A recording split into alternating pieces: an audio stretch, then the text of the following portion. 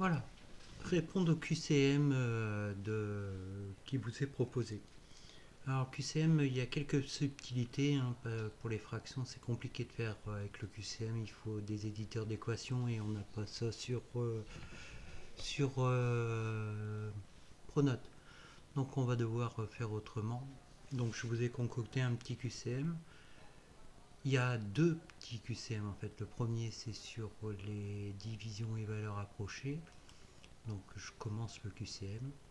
Sur le QCM, c'est marqué donner la valeur approchée par excès. Alors c'est très technique, hein. Il y a de la révision à faire. On a fait ce genre de révision, mais ça mériterait peut-être d'être vu. Et au dixième près, ça veut dire quand on va s'arrêter. Un chiffre après la virgule, deux chiffres après la virgule. Vous voyez bien qu'ici, il y a deux questions avec un chiffre et deux questions avec deux chiffres. Donc à vous de gérer ça correctement. Une seule réponse est possible, hein, c'est soit celle-ci, soit celle-ci, soit celle-ci, et vous n'avez pas le choix. Donc vous validez, n'oubliez pas, hein, parce qu'il y en a encore qui passent ou qui viennent ici sur l'escalier, descendre directement. On valide sa réponse. Moi je ne vais pas le faire parce que je ne fais pas le QCM. Sur cette question, alors c'est là que ça se complique, on a une division à poser. Une division à poser, on ne peut pas le faire directement sur Pronote, donc il faudra faire ça sur une feuille de brouillon. Alors, je vous montre, voilà, moi j'ai posé ma division. Alors c'est pas la même que la vôtre, évidemment, je ne vais pas vous donner les résultats. Mais imaginons que la question c'est 730 divisé par 8. J'ai posé ma division. Habituellement, je la pose comme ça, c'est-à-dire avec une soustraction et ensuite un résultat. Par exemple ici, en 8, en 73, combien de fois 8? Il y va 9 fois, hein. Donc ici j'ai sélectionné 73. En 73, combien de fois 8? Il y va 9 fois, 72, il me reste 1. Voilà. Ici, j'ai mis en 10 combien de fois 8, etc., etc. Bon, alors, ce qu'on vous demande ici, c'est la valeur de A. Alors, quelle est la valeur de A? C'est pas la valeur 72. Si, pareil, hein, c'était cette division. Le 72, c'est la soustraction, elle est bien notée là. Quelle est la valeur de A? La valeur de A, c'est 10, c'est-à-dire 1, et j'ai descendu le 0.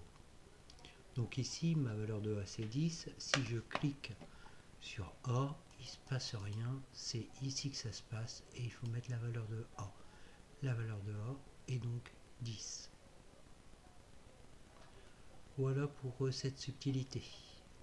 Maintenant, si je passe à la dernière question, j'ai un problème. Ce problème, il faut me le donner la division qui va le résoudre et il faudra me donner le résultat.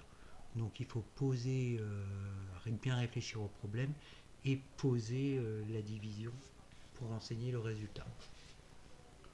Voilà pour le premier QCM. Pour le deuxième QCM,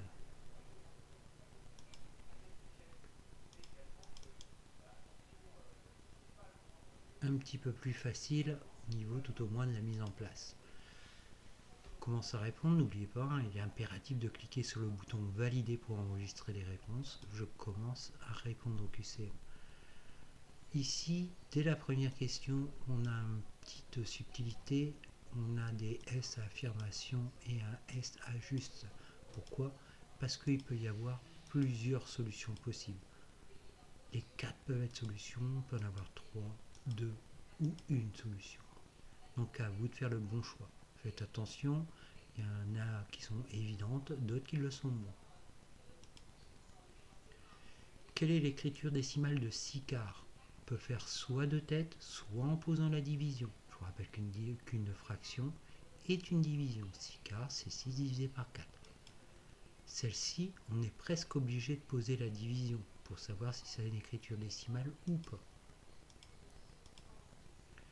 Pour les axes gradués, faites bien attention à aussi ce qui est noté. Quelle est l'abscisse du point A? Le point A a l'air d'être repéré en 2. Est-ce qu'il y a d'autres possibilités? Parce que je n'ai pas 2 comme réponse ici. Est-ce qu'il y a d'autres possibilités? À vous de voir. Inférieur, supérieur à 1. Si je connais parfaitement mon cours, normalement ça ne devrait pas poser de problème. Pour celle-ci, ça pose problème parce qu'on ne peut pas mettre le signe fraction. 42 huitièmes, il faut l'écrire sous la forme d'un nombre entier, d'une fraction plus petite que 1. On a vu ça dans le cahier de leçon. Il va falloir maintenant regarder comment on peut écrire ça. Par exemple, 8 cinquièmes, c'est 8 divisé par 5. Si je pose la division euclidienne, j'ai un quotient de 1 et un reste de 3. Donc la réponse, c'est 1 plus 3 cinquièmes. 1 plus 3 cinquièmes, je ne peux pas l'écrire ici. Donc je vais écrire 1 plus 3 et la barre de fraction, je vais la remplacer par la barre divisée du clavier. On ne met pas deux points, on met cette barre qui représente une barre de fraction. Elle est au-dessus du 8 pour ceux qui cherchent sur une tablette. Je ne sais pas exactement où elle se situe. C'est un peu plus compliqué, plus simple cette histoire. À vous de voir, colorier évidemment c'est en gris. Et puis celle-ci, il faut réfléchir un petit peu, c'est la dernière question, donc évidemment un peu plus compliqué. Voilà pour les QCM. Alors, il y a des gens qui m'ont posé des questions sur la notation du QCM. Notation du QCM, je vais vous montrer ce que moi j'obtiens. Voilà, quand vous remplissez le QCM, j'ai plusieurs informations. J'ai le nombre de bonnes réponses, j'ai le temps que vous avez mis pour faire votre QCM en minutes, et j'ai vos résultats.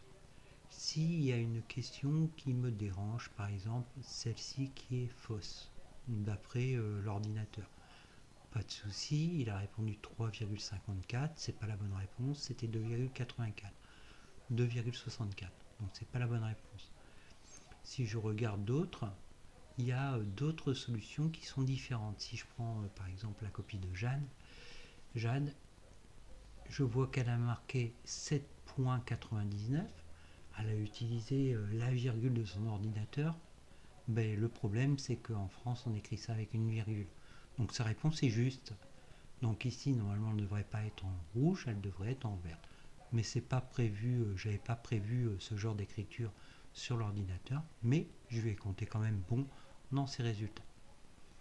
Vous voyez un petit peu ce que j'obtiens au passage. Vous voyez qu'il y a certains élèves qui n'ont pas forcément répondu, mais dont j'ai eu les résultats plus tard. Voilà.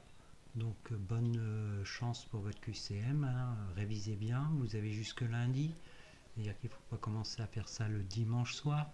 Essayez de réfléchir, de bien réviser, de bien vous poser, d'avoir un endroit calme pour faire le QCM. Merci.